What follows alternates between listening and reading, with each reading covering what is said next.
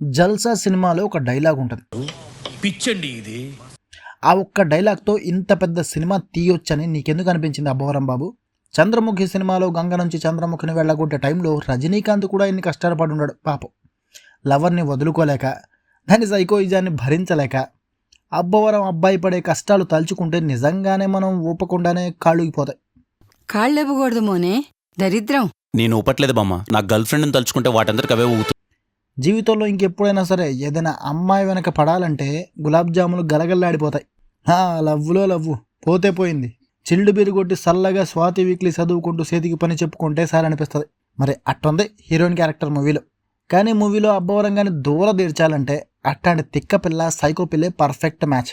అందుకే movie release కాకముందు నుంచే అబ్బవరం అబ్బాయితో పాటు మీ మర్కం డైరెక్టర్ నానిబాబు అంత బలంగా బల్లగుద్ది మరి మేము హిట్ కొడుతున్నావే అని చెప్పారు. కానీ ఏం చేస్తాం, కొందరు ఉంటారు కుంభాలు తింటుంటారు. సినిమాలో స్టఫ్ లేకపోయినా ఈవెంట్లలో మాత్రం పిచ్చి కోతలు తుప్ప ఛాలెంజ్లతో రెచ్చిపోతుంటారు.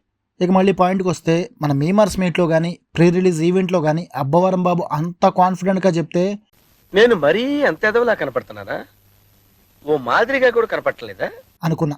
కానీ నిజంగానే మనోడిలో మ్యాటర్ ఉంది భయ్యో. ఎత్తింతే ఉన్న గట్టోడే మన అబ్బవరం బాబు. కే ర్యాంపుతో బొమ్మ బ్లాక్ బస్టర్ కొట్టేశాడు. ఈడియట్ మూవీలో రవితేజ ఎంత ఎనర్జీతో అయితే చేశాడో దాదాపు ఆ ఎనర్జీని మ్యాచ్ చేసేసాడు మనోడు. మూవీ మొత్తం ఎక్కడ ఎనర్జీ తగ్గకుండా, ఆడియన్స్కి బోర్ కొట్టకుండా, స్టోరీలో ల్యాగ్ లేకుండా చాలా క్రిస్ప్గా ఎంటర్టైనింగ్గా ప్లాన్ చేసి మరీ కొట్టి అనిపించుకున్నాడు. సింగిల్ లైన్ స్టోరీ అయినా దాన్ని నడిపించిన విధానం, ఫస్ట్ హాఫ్ అంతా మనోడి మేనరిజం అండ్ హీరోయిన్కి ఉన్న ప్రాబ్లం ఏంటా అనే క్యూరియాసిటీతో కథ నడుస్తుంది.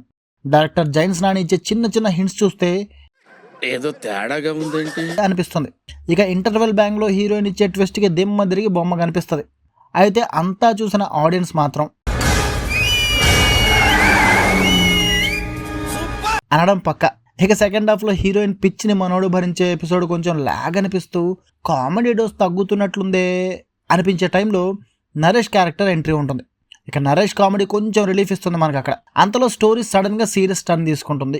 ఉన్నట్లుండే ఎమోషనల్ సీన్స్ కనిపించడంతో కొంచెం ఇబ్బంది పడతాం. కానీ మూవీకి ఆ సీన్స్ చాలా ఇంపార్టెంట్ కాబట్టి ఖచ్చితంగా కనెక్ట్ అవుతాం. ఫైనల్గా అబ్బవరం అబ్బాయి చంద్రముఖి లాంటి అమ్మాయిని గంగగా మార్చి తన దాన్ని ఎలా చేసుకున్నాడు అనేది ఈ మూవీ స్టోరీ. ఇక మూవీలో డెఫినెట్గా కిరణ్ అబ్బవరం ఎనర్జీకి హ్యాట్స్ ఆఫ్ అంతే. మొత్తం సినిమాలో ఎక్కడ ఎనర్జీ లెవెల్స్ తగ్గకుండా ఎరగదీసేశాడు. మనం ఇంతకుముందు చెప్పుకున్నట్లే ఈడియట్ మూవీలో రవితేజ ఎనర్జీకి మ్యాచ్ చేసేసాడు.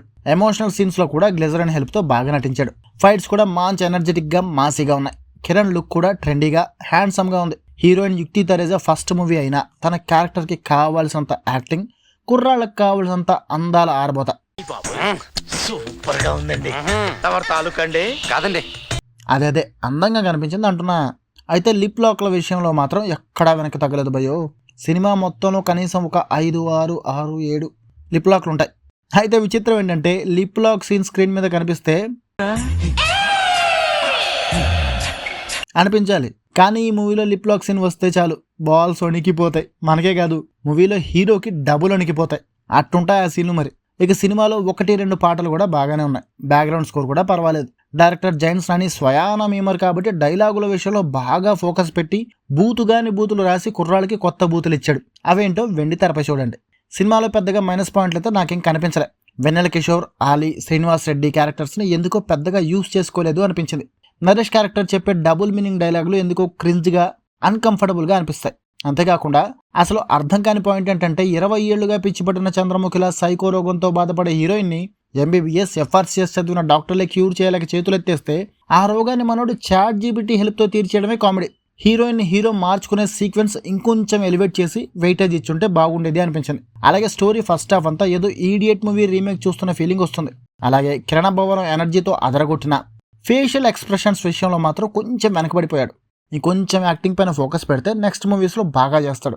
ఏదేమైనా ఈ అక్టోబర్ కా రాజా మన అబ్బవరం అబ్బాయి.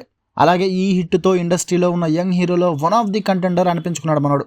సో ఇది కే ర్యాంప్ మూవీ రివ్యూ. ఈ రివ్యూ నచ్చితే ఒక లైక్ చేయండి అండ్ మీ ఫ్రెండ్స్ కూడా షేర్ చేయండి. ఇలాంటి ఇంకా ఎంటర్టైనింగ్ రివ్యూలు, మూవీ ముచ్చట్ల కోసం కేబీకే షో ఛానల్ని వెంటనే సబ్స్క్రైబ్ చేసుకోండి. And this is KBK signing off.